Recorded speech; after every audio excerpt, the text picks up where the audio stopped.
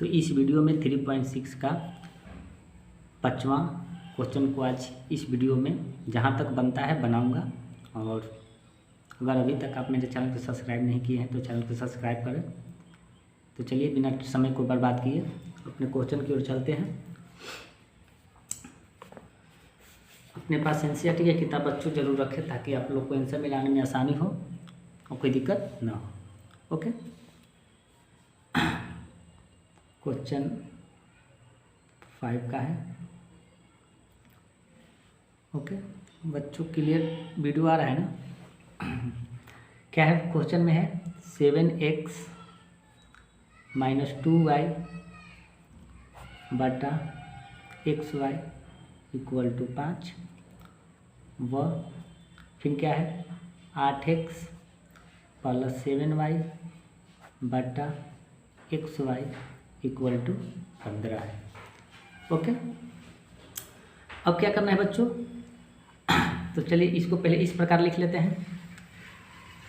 ये 7x बटा लिख लेते हैं xy - 2y बटा xy, ये दोनों में भाग दे दिए = 5 व उसी प्रकार इसको भी करेंगे 8x बटा xy + 7y बटा xy = 15।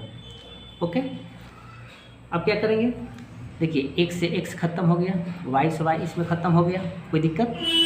तो अब क्या होगा बच्चों 7/y - 2/x हो जाएगा = 5 व x से x खत्म हो गया, y से y खत्म हो गया, तो इसमें हो जाएगा 8/y + 7/x होगा = कितना हो जाएगा? ये हमारा 15 हो जाएगा, कोई दिक्कत नहीं होगा। अब क्या करेंगे? अब हम उसी प्रकार बच्चों मान लेंगे, यहाँ पर माना ये बाटा के रूप में है ना, तो इसको मान लेंगे एक बार 1/x को मान लेंगे हम, ये मान लिए। अगर आप पिछले वीडियो नहीं देखे हैं तो आप जाके देख सकते हैं कि किस प्रकार मैंने इसको फॉलो किया हूँ। हालांकि इस वीडियो में ही बताऊँगा कि 1/x कहाँ से आया, उसको एक क्यों मान रहे हैं। तो देखो बच्चों क्या होती है कि ये बाटा के रूप में है, तो बाटा के रूप में 7y है, 7/y है - 2/x है, तो हम मान लिए कि 1/x को हम a मान लिए और 1/y को हम मान लिए क्या मान लिए? b मान लिए। ये पूरा जो हो गया ये हमारा, इसको पूरा a मान लिए, ये पूरा को मान लिए हम b। बाटा के रूप में है तब पर भी हम a मान लिए, इसको b मान लिए। तो बच्चों अब देखिए, अगर ये 7 है, ये 7 है, तो 7 कॉन्सेप्ट को अच्छे ढंग से समझिएगा। 7 है तो 7 लिखें। अब देखिए ये पूरा बाटा के रूप में है, तो ये पूरा के हम x के जगह पर, ये y की जगह पर है, तो हमने पूरा क्या माना है? b माने हैं, तो यहाँ हम 7b लिख सकते हैं, कोई दिक्कत नहीं है। ओके, अब है माइनस है, माइनस, अब इसको क्या मान लेंगे? 2 है तो 2, और ये पूरा x 1/x को क्या मान लिए हैं? a माने हैं, a मान लिए, कोई दिक्कत नहीं है। = 5 है तो 5 लिख दिए, और ये हमारा समीकरण निकल के आ गया, 1 निकल के आ गया। ओके, उसी प्रकार अब इसमें आएंगे, ये पूरा जो है बच्चों, तो ये पूरा के हमने क्या मानेंगे? 8b मान लिए। ओके, अब प्लस है, प्लस मान लिए। अब इस पूरा का क्या मान लेंगे? ये 7 है, और 1/x को पूरा क्या माने हैं? a माने हैं, तो a = क्या है? 15, और ये हमारा समीकरण 2 हो गया। ये समीकरण क्या हो गया? 2 हो गया, कोई दिक्कत नहीं है। तो अब उसी प्रकार बच्चों अब हम समीकरण 1 और 2 में मान रख लेते हैं। तो देखिए 7b - 2a = 5, यहाँ 8b प्लस क्या हो जाएगा? 7a = 15, कोई दिक्कत नहीं है।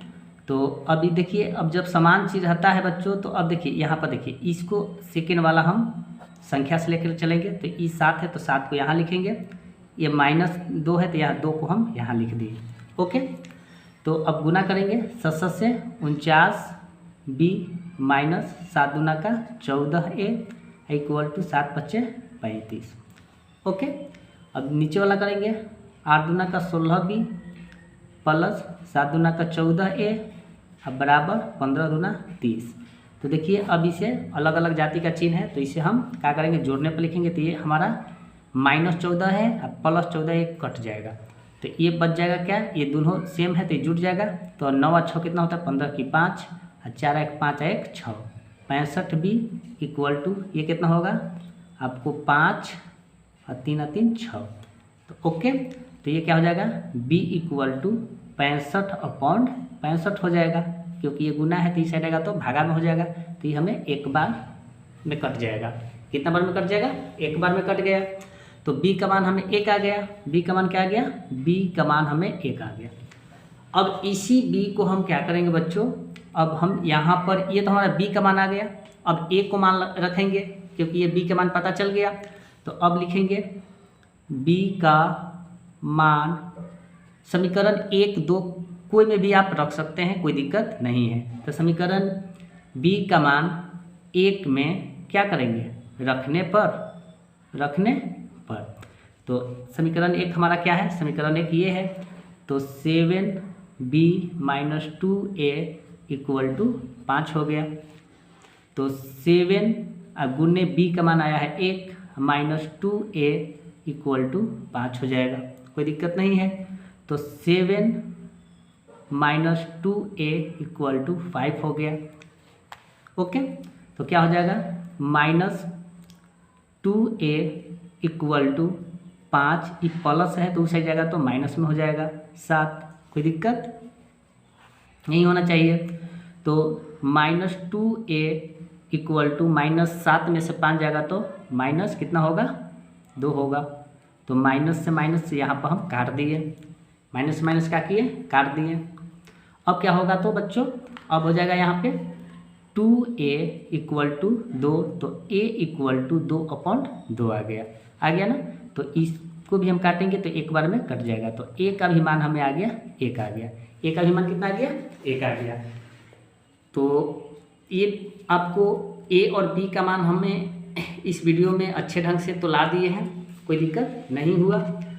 तो अब क्या करेंगे बच्चों, अब यहाँ पर देखने लायक है कि a का भी मान 1 आया है, b का भी मान हमें 1 आया है, और माना था यहाँ पर क्या, 1/x को हमने माना था a, 1/y को हमने माना था b। और इसी को हम क्या करेंगे कि यहाँ पर सभी को मान रख देंगे। तो देखिए यहाँ पर हम ऐसे किए थोड़ा। अब क्या करेंगे, चूँकि 1/x को हमने माना था, a माना था, तो a लिखे। तो यहाँ पर लिखेंगे 1/x अब बराबर a का मान कितना आया है, 1 आया है। तो इसके नीचे कुछ नहीं है तो इसके नीचे 1 लिखेंगे और तिरछी गुना करेंगे।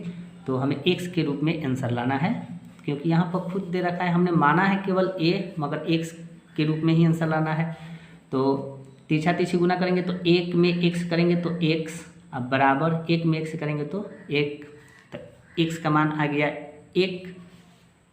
फिर क्या करेंगे, 1/y को माना था b माना था, तो 1/y इक्वल टू b का भी मान आया है 1, एक नीचे कुछ भी नहीं है तो 1 लिख लेंगे।